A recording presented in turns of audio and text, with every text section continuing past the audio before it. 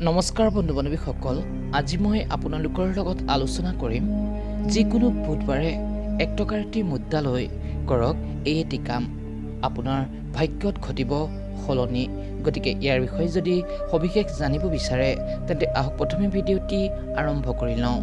বন্ধুসকল, বুধবাৰে আপুনি আপোনাৰ সকলো সমস্যাক সমাধান কৰিব পৰা এজন দেৱতাৰ দিন, ভগৱান গণেশ বাবাৰ দিন, যি প্ৰথম পূজ্য হয় আৰু যাৰ দ্বাৰা জীৱনৰ সকলো সমস্যাৰ সমাধান পোৱা যায়।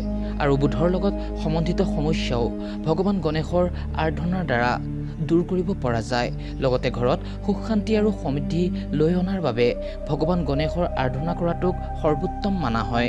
হিন্দু ধৰ্মশাস্ত্ৰৰ অনুসাৰে সপ্তাহৰ প্ৰত্যেক দিনেই কোনো নহয় কোনো দেৱী দেৱতাৰ পূজা কৰা হৈ থাকে, কিন্তু এই বুধবাৰৰ দিনটি হ'ল ভগৱান গণেশৰ দিন, তেওঁৰ পূজাৰ দিন, যি বুদ্ধিৰ দেৱতা, প্ৰথম পূজ্য, শুভতাৰ প্ৰতীক।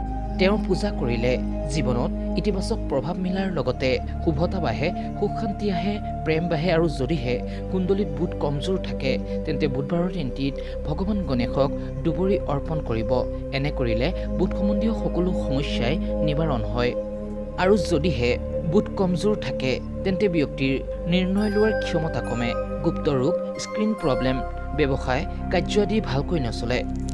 গতিকে ভগৱান গণেশক সন্তুষ্ট কৰাৰ বিভিন্ন উপায় ৰৈছে।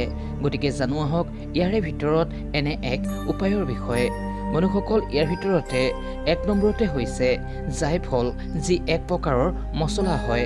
আৰু এই জাইফলতে এক প্ৰকাৰৰ ফুল থাকে যাক জাবিত্ৰী কোৱা হয়। এই জাবিত্ৰী আপুনি বজাৰত পাই যাব, আৰু এই জাবিত্ৰী আপুনি বজাৰৰ পৰা অলপমান লৈ আনিব। ইয়াৰ দাম যদিও বেছি, তথাপি আপুনি পাৰিলে 10 গ্ৰামমান লৈ আনিলেই হ'ব।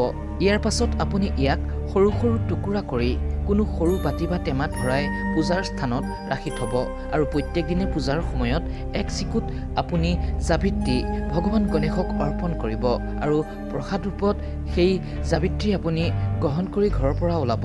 ইয়াৰ দ্বাৰা সকলো কাৰ্যই সফলতাপূৰ্বকভাৱে হৈ উঠিব, আৰু জীৱনত থকা সকলো সমস্যাই আপোনাৰ দূৰ হ'ব, ভাগ্যও উদয় হ'ব। গতিকে প্ৰত্যেক দিনে এইদৰে প্ৰসাদ ৰূপত অলপকৈ গ্ৰহণ কৰিব। ইয়াৰ দ্বাৰা বুদ্ধিৰ অশুভ স্থিতিৰ পৰা মুক্তি মিলিব, আৰু মনৰ কামনাও আপোনাৰ পূৰ্ণ হৈ উঠিব। ইয়াৰ লগতে এই বুধবাৰে 1 টকা আৰু এটা লং লৈ আপুনি মূৰৰ ওপৰেদি 3 বাৰ ঘূৰাই আপোনাৰ ঘৰত থকা তুলসীজোপাৰ তলত পুতি ৰাখিব। ইয়াৰ দ্বাৰা জীৱনত থকা সকলো সমস্যাই আপোনাৰ দূৰ হৈ উঠিব।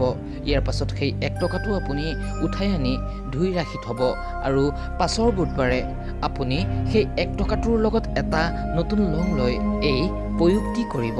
সেয়েহে বন্ধু বান্ধৱীসকল, যদিহে আপোনালোকে ভিডিঅ'টি চাই ভাল পালে তেন্তে তলৰ কমেণ্টত শুদ্ধ মনে লিখক, ওম শ্ৰী গণেশায় নমঃ, ওম গণ গণপত্যই নমঃ।